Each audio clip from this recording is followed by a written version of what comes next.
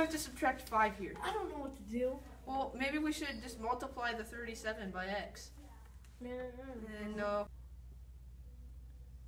I don't know how to do this at all. It's so stupid. Maybe we should call Miss Ernst. Alright.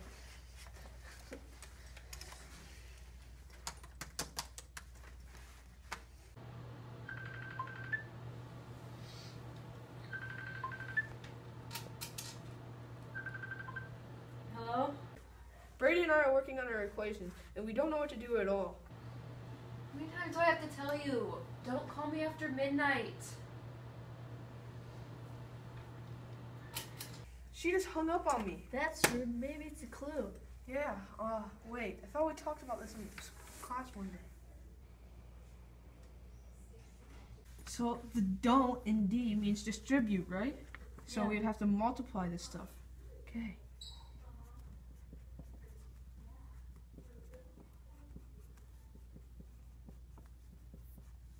Now we have to combine like terms.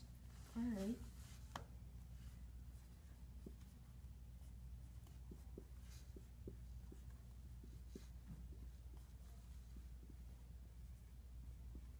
So now we have to move the variables. Should we subtract the 5? No, that would make it a negative. You would want to subtract the 2 so it would stay at a positive. Okay.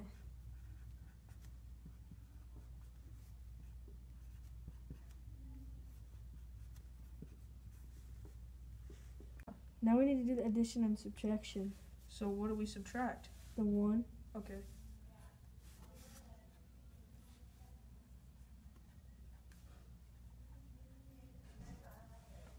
So now we need to divide by 3.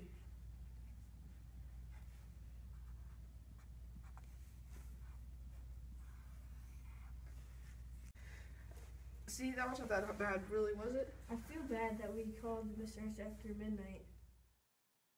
In order to complete our notes for today, you're going to need to have a foldable sheet, a pencil, and also a pair of scissors. We're going to start by folding on this line right here. You want your labels up on the front top. Now you're going to take your scissors and you're going to cut right along these lines here, going straight up to the top.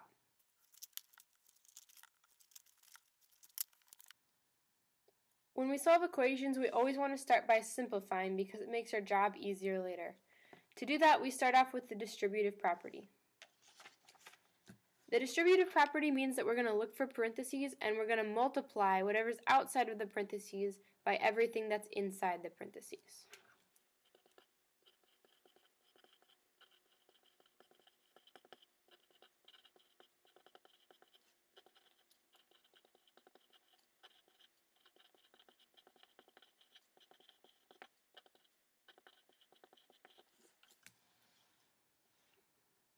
In our example, this means that we're going to multiply the 3 by the 4x and by the 2.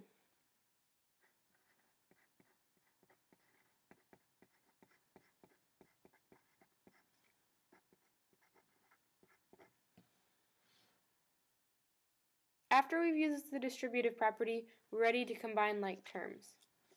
When we combine like terms, we're trying to put terms that are similar together in order to simplify.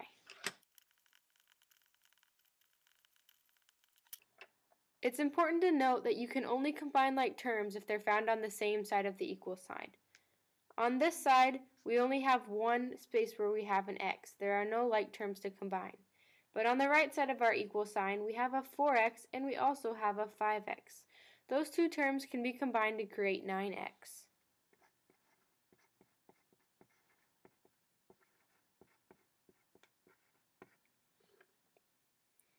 After we've used the distributive property and combining like terms to simplify our equation, we're ready to start solving by moving our variables.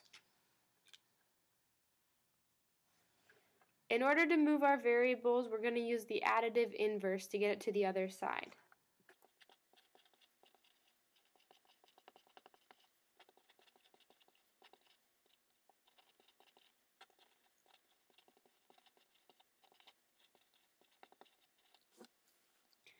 The additive inverse simply means that I'm going to add the opposite of what I already see.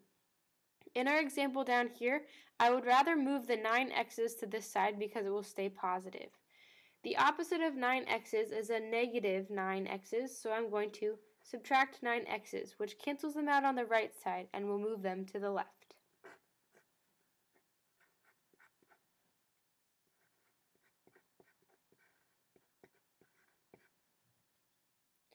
Now in our example, I have a regular two-step equation.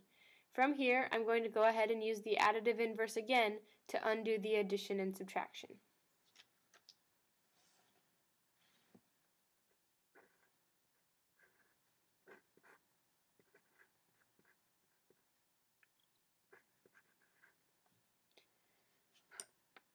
After using the additive inverse here, I'm now going to use the multiplicative inverse, which you can think of multiplying by the opposite. So I can either think of it as multiplying by 1/3, or I can think of it as dividing by 3.